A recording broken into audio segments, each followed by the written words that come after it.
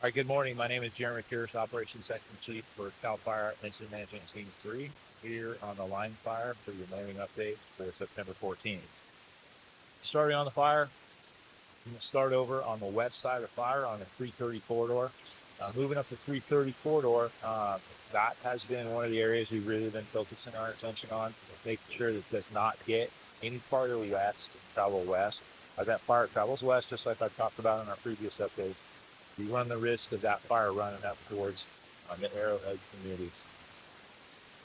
The amount of work that's been done in here is so tremendous that we're slowly putting Blackline on the map all the way up to where the City Creek Fire Station is, which is about 3/4 of the way.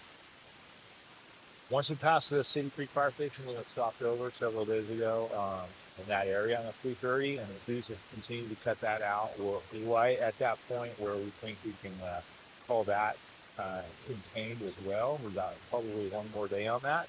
If today is that day that they're going to be up in there. That terrain is so steep. We've had a couple of firefighter injuries in there, and they're really taking our time. That's why it's taking so long. But once we get that pit side in, we're going to move around up to the running springs area. And our folks, all the firefighters up in the running springs at the north end of the map, I know that that community really wants to get back in there, and we're trying hard. But we've got approximately 200 firefighters, 250 firefighters up in that area. With this weather, as this weather has come in, it's taken away one of our crews. It's just fire. We usually would like to use fire to clean up our line and improve our line and backfire off the dozer line or off a van line. And what that allows, it allows that fuel to be consumed when cleaning our line on the fire's edge. Well, with this weather, we're unable to do any of the firing operations. So what it's done is taken away that tool, and we've had to put some crews in there and cut out each one of these islands. There's a 500-acre island and another 300-acre island, and then the finger down here. So the crews have been in there cutting that out. It just requires more time, more resources to do that. It's also really prevented us from repopulating or taking off the evacuation order. That being said, we've surged as many crews as we could in there to help cut that out. We're in a couple-day process there, so I ask for your patience of the citizens up there. But mind you, it is one of our top priorities is to get everybody back get everybody back into some normalcy, get the schools reopened, etc. So we're working hard. Please be patient. Moving around the top, on the back side of Keller Peak, up in this section up in here. Fire made a run a couple days ago and spotted over there. All the spot fires have been run on the other side of that, and that line through that Children's Trail up in there has been completed. And we're working our way all the way over to Bear Creek Drainage. We're going to be pushing the line all the way north on the edges of that Bear Creek Drainage to hold the fire in that Bear Creek Drainage. Right now, the fire in the Bear Creek Drainage doesn't want to make any runs north. It's making slope runs on each side of that Bear Creek Drainage, but it's staying in the lower sections, which is actually fairly advantageous for us. But that terrain over there is what we call extreme terrain. It's some of the most extreme terrain that our crews have fought fire in probably the state of California. And you have to evaluate it and look at what we can and cannot do. There's places in there that we cannot just do. Moving over on the other side, onto the Big Bear side, we're taking the same strategy on the Big Bear side, which is along the mesa all the way to the 18, and where the fire has come up out of the Bear Creek and onto the mesa.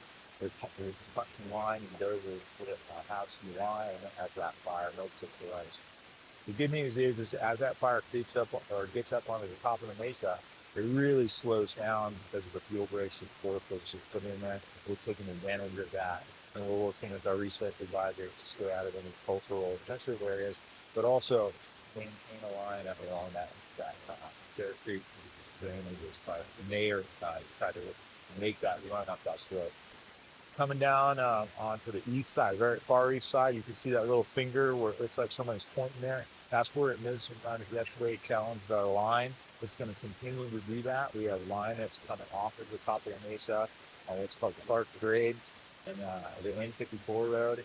And as it's coming down that road, dozers punch down in there. We're able to hold that line. We were held yesterday. We expect it to hold today.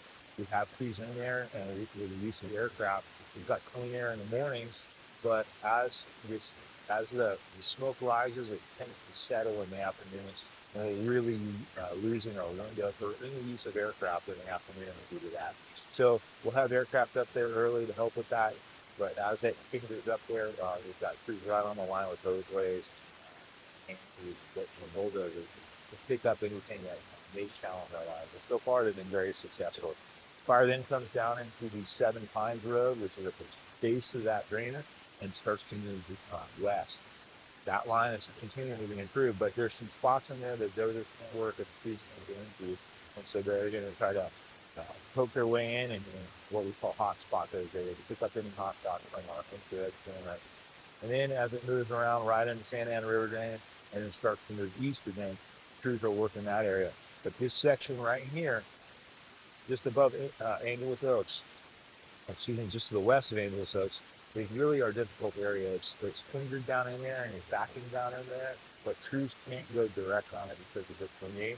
So as it finally gets down into that canyon, they're going to pick it up and tie it back into the line that we have over that Angeles Oaks. And then moving around this entire second here, this was an amazing amount of work to keep it up off of the 38 corridor and west of that section of the Park Road area. And then moving around here, we're expecting to get a little more black line on the map today. It's we've evaluated our ATOF, but our IR flights, and they're going to continue with that. And then moving along our Highland area, that's all been repopulated. It still looks good. We have no smokes in there. We've had no 911 reports, or very few 911 reports of any hot spots. Crews are still in there on a patrol status to maintain it, but we're feeling very confident around it. So overall, the next couple of days, we've got a weather change. You're going to see a little bit of moisture in the air, and the lower elevations, it's going to start moving its way up in the upper elevations. And in some ways, it's going to tremendously help our firefighters because that fire is not going to want to make our big runs. But in other ways, it's going to slow down our process and force us to really cut out all those areas. So it's going to be lengthy, but we're feeling very confident in a footprint of a fire as it currently stands.